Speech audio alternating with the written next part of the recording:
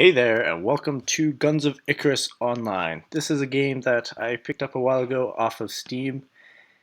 Maybe you guys are checking it out because you are considering buying it. I would definitely recommend it because it's just an awesome game. Like the concept itself, we're flying around in big airships and blowing other airships up. What's not to like? But anyway, I would recommend you guys go pick it up when it's on sale because it goes on sale fairly often, every couple months or so, and you can get it like dirt cheap. So definitely do that. I'm going to jump into a game right away, and here we go. So this game, the concept is pretty fun, and it's got some good twists and like some strategy to it. For me, at least, it gets a little boring after a little while, but they are working to make the game a bit better. They are working towards, they actually have a Kickstarter going. They're working towards making an adventure mode, they call it. And it's basically like not 100% sure exactly. It's sort of, they have a couple of different things going on. They have they're trying to build a world for the game that you can play in, and there's going to be co-op missions and all that sort of jazz. So I'm really excited for that. I hope they actually go through with it. Looks like they're getting there. If you go to their Kickstarter page, I'll put a link into the description. How about that? And you guys can check it out. And this is taking a while. So when the game isn't on sale, sorry, see down here, there's 196 players, or 169 players rather, in the game at the moment. Oh, 171, went up a bit. But yeah, during sale time, the players in the game it's not as high. But during sales, like it's like crazy. There's a whole bunch of people because the sale is like so drastic. It's like 75%. It's awesome. But there's always, no matter what, if there's a sale on or not, there's always people playing the game, so you don't have to worry about that at all. Just the wait times are a bit longer. Like this is the longest I've ever had to wait, actually. They've also recently, well, relatively recently, they made it so that they changed their matchmaking system so that you're playing with people of similar caliber. But I'm sure with only 172 people, it's not as effective.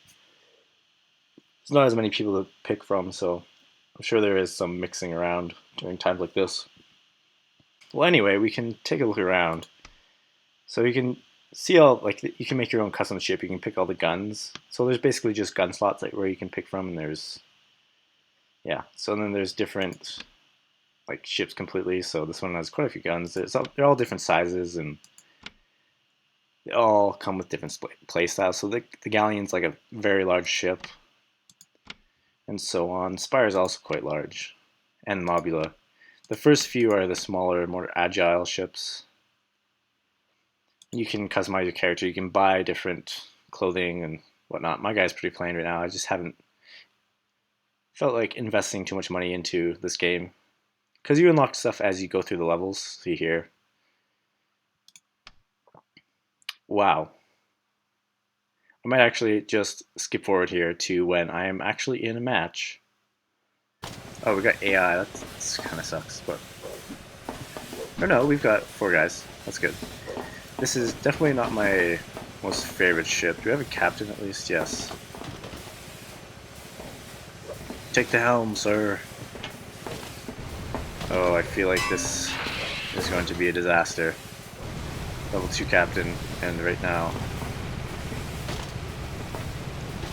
Oh well, it'll be fun, I think.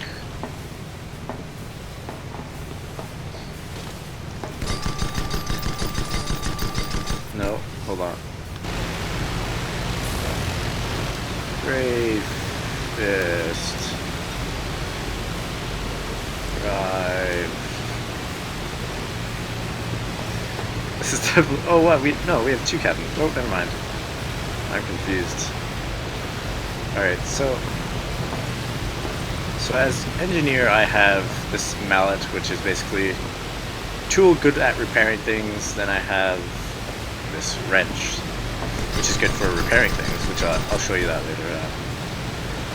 Then there is the fire extinguisher, obviously extinguishes fires.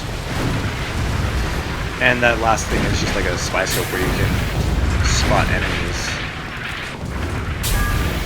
and they appear on that little, like the compass at the top of the screen there. So this guy doesn't appear to know what he's doing at all, so that's okay though. We're all here to have fun.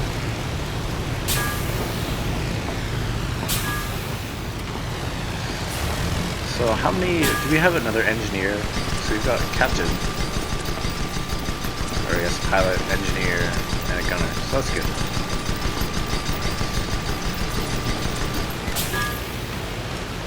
One of the tricks that I like to use is if they're like a engineer or something is barely damaged, I'll just hit it with the wrench here, because it has a lower cooldown time when it's, yeah. So in case you like take on massive damage and you want to repair it right away with the hammer, you can, instead of having that long cooldown time for the just a little repair.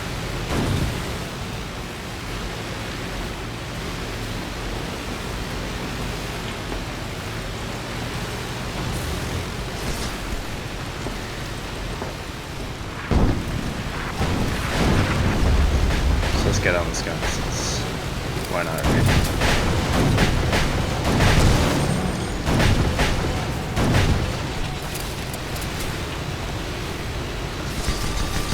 Each gun has different, like, specializing at different things. So certain guns are better at taking out the balloon, or doing damage to the hull, or doing damage to the shield.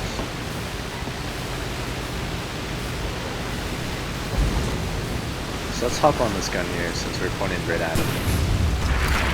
I'm not 100% sure, but I think this one is good for against the hull. I mean the balloon. I just have a feeling. I haven't played this game in a little while, but you can check all the stats somewhere in the menus.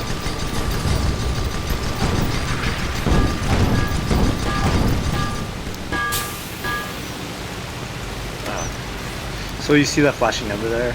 It kind of tells you how badly on fire it is, I guess.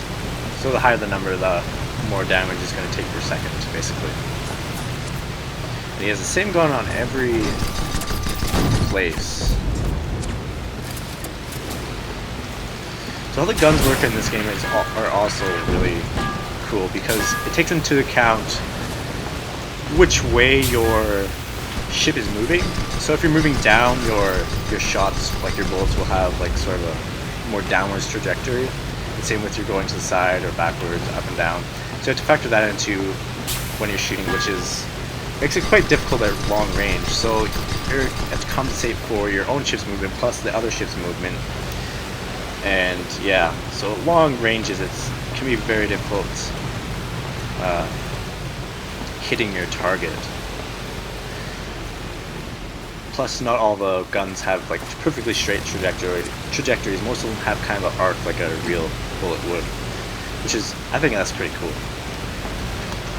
Really emphasizes the having good gunners on your ship.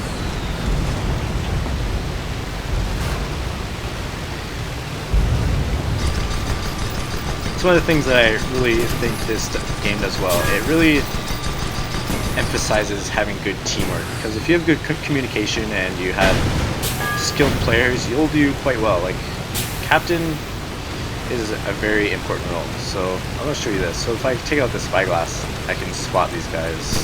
Maybe not working at the moment, but yeah.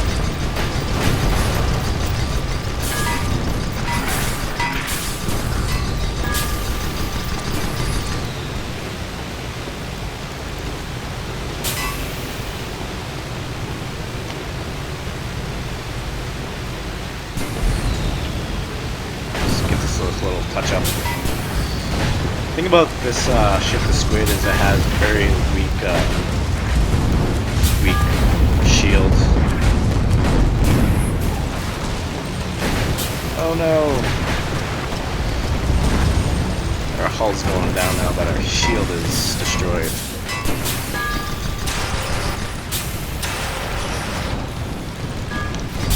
So as an engineer, you really want to prioritize the the shield.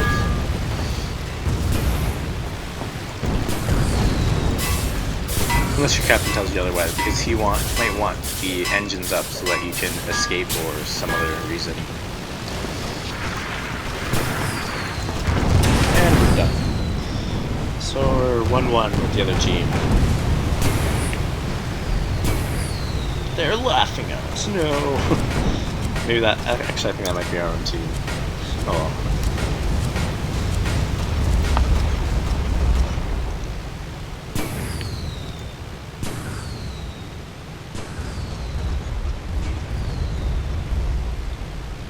It can be very difficult for the drivers to navigate through all these, I don't know, columns, I guess.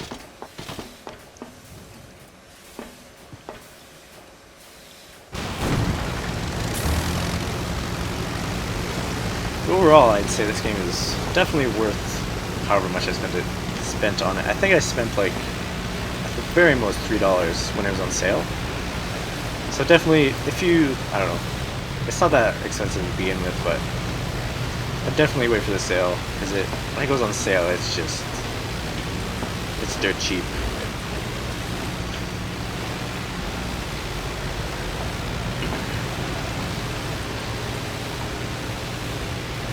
If you see that little like U thing next to the compass at the top, that indicates if you've been spotted or not. So, like, say I have this out, see those like little dots there? So I spotted him, and there's now a little red dot on the on the map. So my teammates can see that as well, and then their eyeball thing that just popped up will pop up as well. You can get rid of that by going through like a cloud or something, and then obviously that changes the line of sight. So that's another enemy there if I spot him.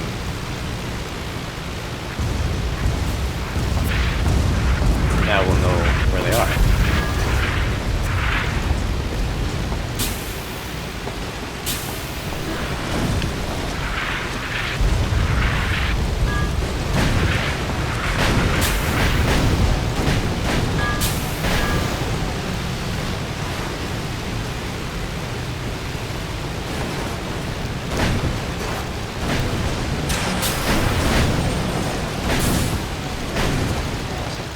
Another thing to mention is that if your balloon gets destroyed, then you cease to be in the air. You'll start falling, basically. And same with the engines. If all your engines are out, you won't be able to maneuver. Like, you won't be able to go anywhere, obviously.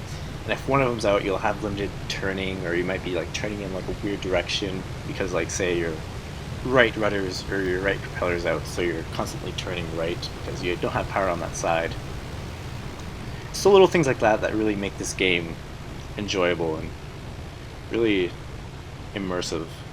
Like, I'm playing right now with my Bose headphones on. It sounds pretty cool. I mean, it has a little to desire, but overall, when you got the sound up, you can hear the engines going, and there's like artillery firing at you, exploding all around you. It's really cool. I'm not sure what we're going up to. I think we're going up to maybe 5. I'm not sure. Oh, those guys have lost their captain. That sucks. That's never fun when you lose your captain. So let's try to spot someone here. No one's really been spotting in this match, so. Some games you get a good crew. Like, I played a match right before this, and I had a really good crew. They're awesome. It's not working. I think that's my teammate actually. He's the gray blob on the compass. Keep trying to mouse over to the compass, but I'm stuck in the middle.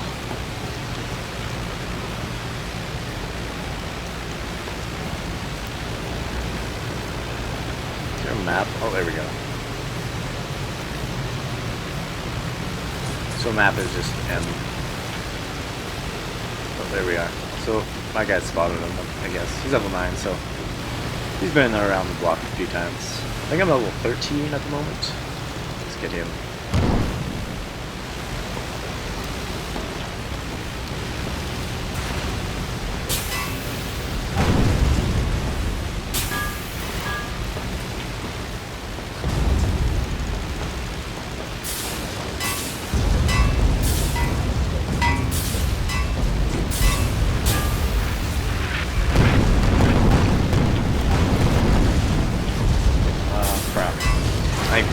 Going to go down here. Yeah, our hull's taking a lot of damage. We managed though. Yeah, I'm not sure if I want to leave here just yet. Yeah. This might be it. Nope.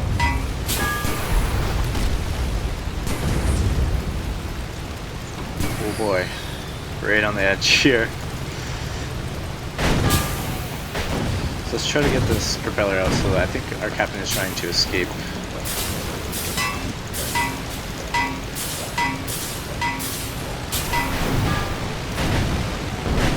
Okay, he's in like a...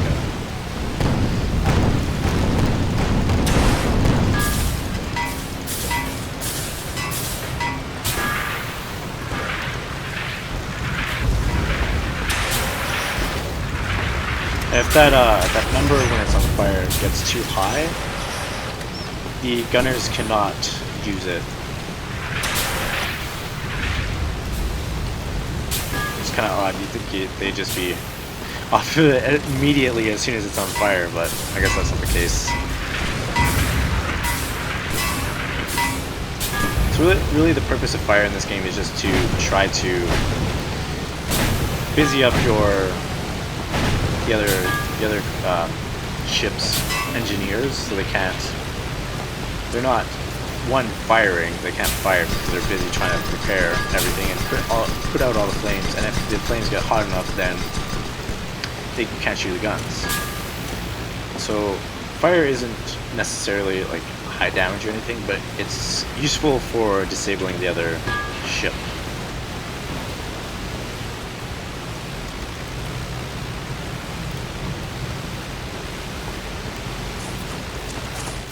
That's our teammate, yeah. Maybe we can gang up on him here. Oh, there's...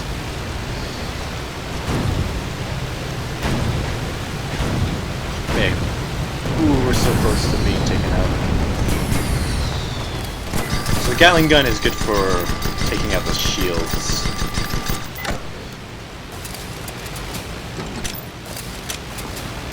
This is one strategy I think you use the Gatling gun at first and you have someone on the mortars waiting, and as soon as the hit markers start turning red, which means that their shield is down, the mortars start shooting, and they do extra damage towards the hull. So first you're doing extra damage towards the shield, getting rid of the shield, then you go on the mortars and do massive damage to their hull, and that's just a quick way to take them out. There's other strategies where you just take out their balloon. See this guy, see how it's red? He can't fire, he can't shoot with a gun because it's too hot. Yeah, so you take out their balloon, so they're just stuck there. You can't do anything about it, so you can just basically just free fire on them, whatever you want to do. Well, that's the end of the match. And the end of the video, because 2 matches would be too long and I don't feel like waiting for another match to start, because right now it's the middle of the week, obviously not as many people gaming. But anyway, I hope you enjoyed this video. If you did, check out my channel. I'm doing videos on a couple different games. Right now I'm doing Dishonored and Prison Architect. So if you like those games, oh, I gotta give GG here. Yeah, so if you like those games, check it out.